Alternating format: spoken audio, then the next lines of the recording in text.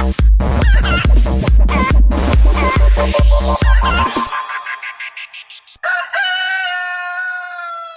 माझ्यासोबत सौभाग्यवती ज्योतिताई माळवे सोळंके ताई आहेत. ताई मेळघाटसाठी यावेळेस बीजेपीची उमेदवारी मागून राहील. ताई कसा पहिल्यांदा एक चेहरा पुढे येऊन राहिला बाबा की बाई एक उमेदवारी मागून राहिली. एक महिला म्हणून तुमची यावेळेस उमेदवारी का असली सांगा ना जरासं. मला असं वाटतं हे पहिल्यांदाच होईल मेळघाटामधनं महिला उमेदवार येत आहे.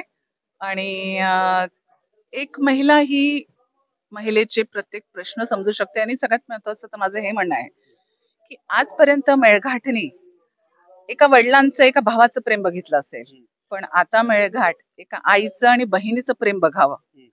म्हणून असं मला वाटतं की आपल्याला उमेदवारी जर मिळाली तर नक्कीच पुढल्या भविष्यासाठी या सगळ्या गोष्टी फार चांगल्या होतील.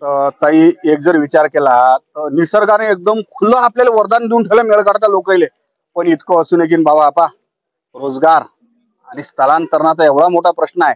याच्या इकडे तुमची कोणत्या पद्धतीची नजर आहे? बा होळीच्या वक्ती जर पाहिलं ना तर लाखो हजारो लोक स्थलांतरित होऊन या ठिकाणी डबल येत असतात. याच्याकडे तुम्ही कोण्या दृष्टिकोनातून पाहता सांगा जरा मला. हे पहा, निसर्गाने सगळ्यात मोठी देणगी दिलेली आहे आपल्याला मेळघाट. मला असं वाटते मेळघाट जसा हिरा असतो, जितका त्याला आपण घासायचा तितका तो आणखी तेजस्वी दिसतो, तसं आपलं मेळघाट आहे.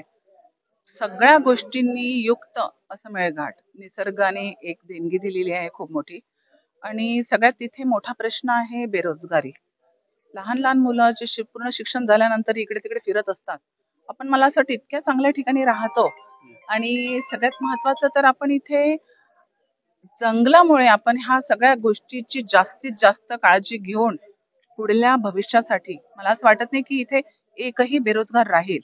जर पद्धतशीर फॉरेस्ट डिपार्टमेंट सगळ्या गोष्टी यांनी जर एक नियोजन केलं आणि ते नियम आणि नियोजन तहेत जर सगळ्या गोष्टी जर करायचा प्रयत्न केला तर मला असं वाटतं की सगळ्या गोष्टी पद्धतशीर होईल. बेरोजगारी तर राहणार नाही. आम्ही कान्हा नॅशनल पार्क त्यांचा तो व्यवसाय होऊन गेलेला आहे. त्यांना आज जंगल जंगल म्हटल्यानंतर त्यांना असं वाटतं की आपल्याला पोसणारी आई आहे ही. तर मला असं माझं म्हणायचं आहे की मेळघाट हे नक्कीच कान्हा नॅशनल पार्क पेक्षाही फार सुंदर आहे. आम्ही जंगलावर प्रेम करणारे लोक आहे. आणि जर ह्या सगळ्या गोष्टी पद्धतशीर जर घडत गेल्या ना तर खूप काही प्रश्न आपलं जंगलच सॉल्व्ह करणार. माझं असं मला असं वाटतं की आपण जर मेळघाटात पाहिलं तर लय ठिकाणं अशी आहेत की पर्यटन दृष्ट्या जबरदस्त आहेत. आजही आपण जसं पाहिजे तसं पर्यटनात पुढे गेलो नाही. दुसरा गोष्ट आहे की आपल्याजवळ ओरिजिनल साग आहे ज्याला आपण एमटी मेळघाट टीक म्हणतो. याशिवाय आपल्याजवळ सर्वात जबरदस्त आयटम तो म्हणजे महुआ फुल. याच्याबद्दल याला काही उद्योग धंद्याकडे वळायचा आपला काही प्रयत्न राहील काय? हे पहा, हे तुम्ही बोललेत हे एकदम बरोबर आहे. हे महुआ फुलं जे आहेत ना आज विदेशापर्यंत त्यांची आयात निर्यात होते. जर आपण ठरवलं की आपल्याला आपल्याच मेळघाटातले खूप साऱ्या गोष्टी अशा आहेत त्याचे लाडू बनतात डिंकाचे, म्हणजे खूप काही आपण त्याच्या रेसिपी एक एक आई एक बहीण एक मुलगी म्हणून मी जर विचार केला तर ह्या सगळ्या गोष्टी ज्या आहेत ह्या आपण खूप चांगल्या प्रकारे बनवू शकतो आणि आयात निर्यात आपल्या इथनं करू शकतो. हा पण एक खूप मोठा सोर्स आहे. आज जर घर बसल्या महिलांना जर रोजगारी पाहिजे असेल तर ह्या सगळ्या घर बसल्या आपल्याला गोष्टी आहेत ना.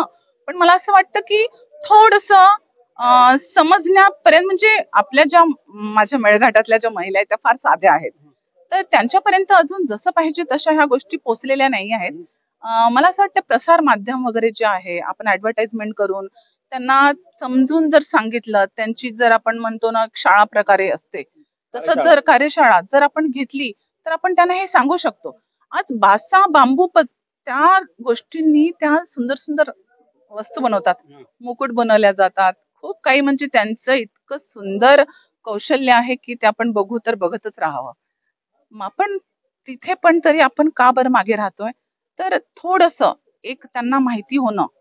तर ह्या गोष्टीकडे जर सरकारने थोडंसं लक्ष दिलं आणि माहिती ज्याला आहे त्याला घेऊन जाऊन आपण त्यापर्यंत जर आपण गोष्टी पोहोचवल्या तर खूप काही प्रश्न आज घरी बसल्या सॉल्व्ह होतील.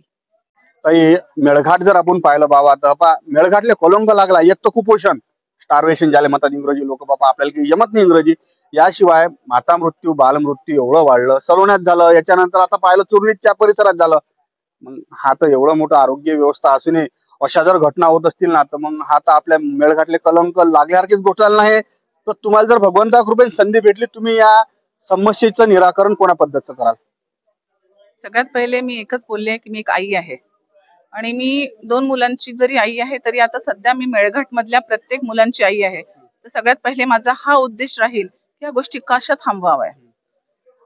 मला असं वाटते की खूप साऱ्या गोष्टी प्रशासन तर करत आहे, पण कुठेतरी एक कमतरता जी आहे, ती कमतरता मला असं वाटते आपल्या स्वतःमध्येच आहे. म्हणजे जर आज मेळघाट मधली जर एक महिला म्हटलं, एक कुटुंब म्हटलं, तर त्यांनीच हा विचार करायला पाहिजे, की आपण काय करायला पाहिजे. आज शहरातल्या बाया ज्या आहेत, महिला आहेत, त्यांना आज दिवस राहिल्यानंतर त्या एकदम बिलकुल बेड रेस्ट सांगितला, आराम करतात. कुटुंब सुद्धा त्यांना मदत करतात. पण माझ्या मेळघाटच्या माझ्या ज्या बहिणी आहेत, त्यांना शेवटच्या दिवसापर्यंत कामं करावं लागतात. आणि त्याच्यामुळे खूप काही गोष्टींमुळे आपण इथे मागे पडतोय. रक्ताची कमी भासते. हो, प्रशासन सगळ्या गोष्टी परत तेच म्हणत आहे, प्रशासन सगळ्या गोष्टी करत आहे. पण कुठेतरी एक अभाव राहिलेला आहे. तो अभाव जर आपण दूर केला ना, तर मला वाटत नाही ह्या गोष्टी जास्त काळ टिकेल. आणि एक मला आवर्जून मी बोलेल, की सगळ्यांनी आजपर्यंत मेळघाटाची एक बाजू पाहिली आहे. म्हणजे आपण जे म्हणतो, की नाण्याच्या 2 बाजू असतात.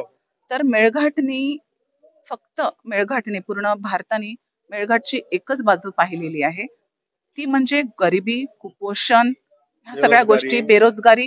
पण मला असं वाटतं, की एक सुंदर बाजू आहे जी आजपर्यंत एक हिडन आहे, लपून आहे.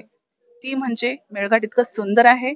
मेळघाट मधला घरी बसल्या माणूस हा काही ना काही आज कमवू शकतो. आज मेळघाटाच्या भरोशावरती. कारण मेळघाट म्हणजे हे एक रत्न आहे, सुंदर रत्न आहे.